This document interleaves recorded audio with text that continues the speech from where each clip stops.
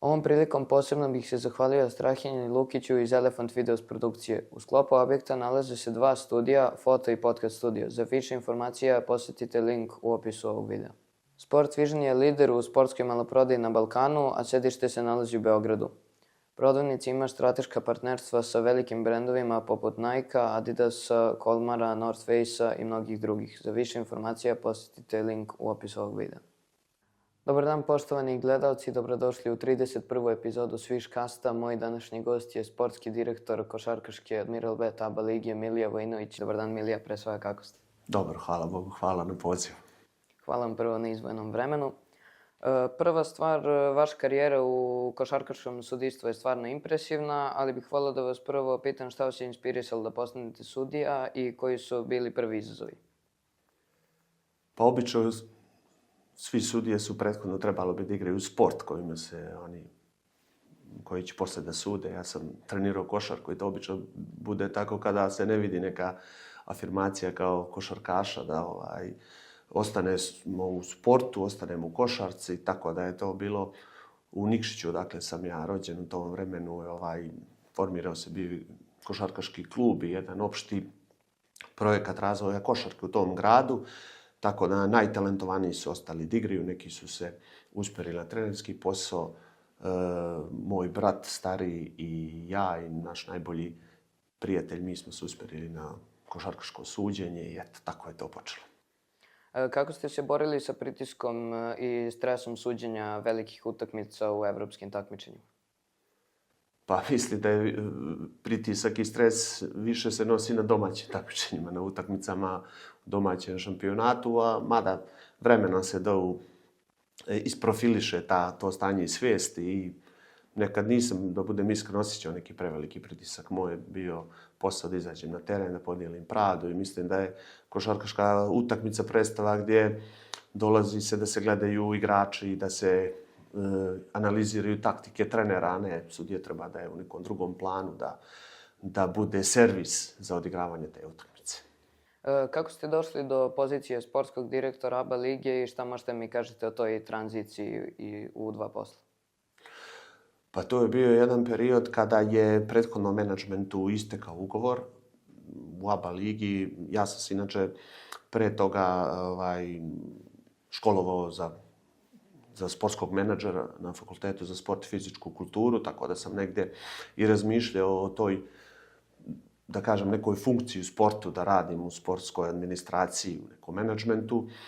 Ja sam tada bio aktivni sudija i možda u nekom zenitu svoje karijere, ali bila je neka moja lična procjena u dogovoru sa porodicom i najbližim prijateljima da se prijavim na taj konkurs i eto, Bogu hvala, prije već 5 godina obavljam tu funkciju.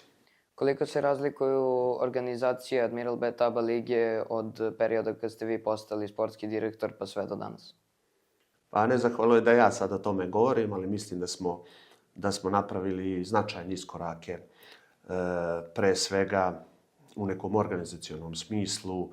Kada sam ja došao na tu funkciju, mi smo se suočili sa jednim ozbiljnim problemom pandemije virusa korona, tako da bilo je veoma izazovno u toj prvoj godini zbog svih problema u organizaciji takmičenja i onda kada smo tu prvu godinu prebrodili, onda su nas otvorili novi pravci za razvoj Admiral Bet ABA lige. Liga se razvijela prije svega što je povećala se broj klubova. Kada sam ja došao bilo je 12, pa smo povećali broj učesnika u prvoj ligi na 14, pa sada na 16 od prošle sezone. Play-off je bio nekada sa 4 ekipe u posljednjih par godina, što sam se ja od samog svog početka u nekom svom programu za razvoj ABA lige zalagao da bude play-off 8, da bi bilo interesantnije takmičenje, jer kada je play-off sa 4, onda ta borba se izdefiniše na vrhu, onda definiše se one ekipe koje se bore za opstanaka. Ima dosta ekipa koje određen period nisu igrale sa rezultatskim nekim imperativom. Tako da, eto, to su neke ovako uopštene neke stvari koje smatram da smo radili za razvoj ABA lige, a mislim i da nije to samo zasluga nas iz menadžmenta, to je zasluga i samih klubova koji, evo, ja mislim da svjedočimo nikad većoj popularnosti košarke na ovim prostorima, za što su zaslužni klubovi. Imamo već poslije par sezona imamo 2 predstavnika u Euroligi sa nekim budžetima koji su konkurentni i najbogatijim i najvećim evropskim klubovima. Kako gledate na poziciju ABA lige u odnosu na druge evropske nacionalne lige? Pa ABA liga je specifična, ona je, kao što si rekao, nacionalne lige, one se igraju u okviru svojih država. ABA liga je takmičenje i liga koja pokriva teritoriju 6 država bivše Jugoslavije, plus od prošle sezone ekipu iz Ujedinjenih Arapskih Emirata iz Dubaija.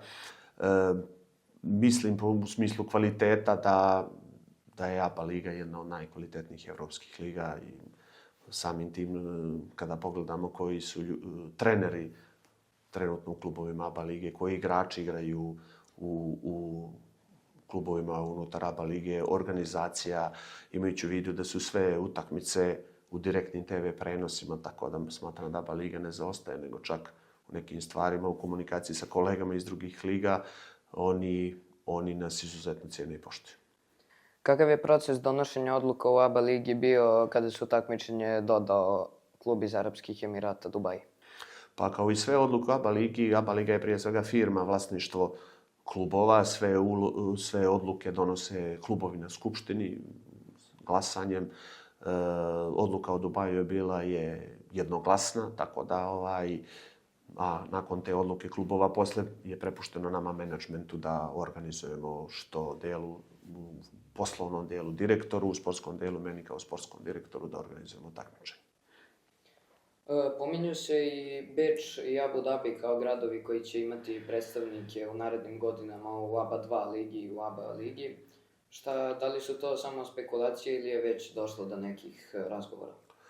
Što se tiče ekipe basketbol klub Vijena iz Beča, oni su već poslali aplikaciju, tako da kažem da su to neki već početi razgovori, a što se tiče ekipe iz Abu Dhabija, za sada nije ništa u zvaničnoj formi počelo, međutim, imajući izvanredna iskustva sa Dubajem i imajući u vidu da je to jedno ozbiljno tržište u poslovnom i sportskom smislu, nije daleko od toga ni da počnu razgovori sa klubom iz Abu Dhabija ili još nekim klubovima iz tog područja. Kako se odnosite prema kritikama koje dolaze iz klubova ABA lige nakon nekih utakmica i od strane medija? Pa, da kažem, to je dio posla koji je jednostavno kada se bavite javnim poslom, onda ste u situaciji da vi morate da trpite kritike i da javno mijenje ima pravo da iznese svoje mišljenje. Što se tiče klubova, klubovi su jedino ljute kada izgube utakmicu. Oni su u nekim periodima kada pobjeđuju ili kada je neki njihov interes rezultatski nije da kažem, ugrožen. Oni su uvijek korektni i jednostavno to su, mogu da kažem, neki kratki periodi, dan, dva ili posle utakmice i verujte da mi odmah nastavimo neku najnormalniju saradnju u smislu organizacije utakmica, nekih sljedećih i komunikacija je potpuno u redu, ali kao i sva takmičenja nosimo se s određenim iskušenjima koja su prisutna. Obično su to zamjerke na rad sudija, ono je već čuvena, da kažem, priča koju mi pričamo iz ABA lige. Mi smo liga koja ima najviše sudija u Euroligi, znači imamo 18 sudija u Euroligi. Mislim da je sljedeća liga koja ima broj klubova 6 maksimalno, broj sudija 6 maksimalno, tako da potvrđuje se i tu da je jedan koncentracija kvaliteta i također ovdje u ABA ligi. Koliko sami Partizan i Crvena zvezda utiču na ABA ligu?